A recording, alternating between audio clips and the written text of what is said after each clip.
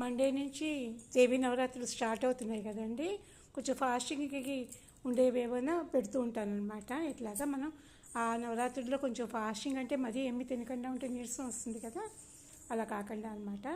ఇదేంటంటే మూకుడు కాలేసి ఆవాలు, జీలకర్ర, అల్లం, పచ్చిమిరపకాయలు బాగా వేయించేసుకోవాలండి. ఎర్రగా వేయించేసుకున్న తర్వాత ఇందులో ఇంకా ఉల్లిపాయలు, వెల్లుల్లిపాయలు ఏం వేసుకోకూడదు అనమాట. పసుపు కొంచెం కరివేపాకు అనమాట.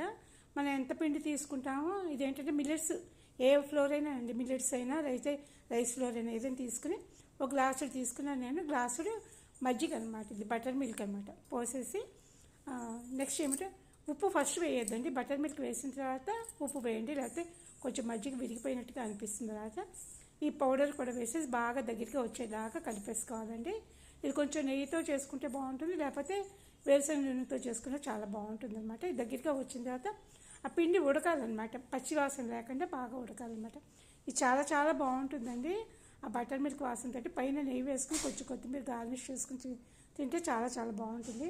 ట్రై చేయండి, పిల్లలు కూడా చాలా మంచిదేను. మనకి ఫాస్టింగ్ ఉన్నప్పుడు కూడా పెద్దవాళ్ళు వాళ్ళు తినడానికి కూడా కొంచెం హెల్తీగా ఉంటుంది అనమాట. తప్పకుండా ట్రై చేయండి.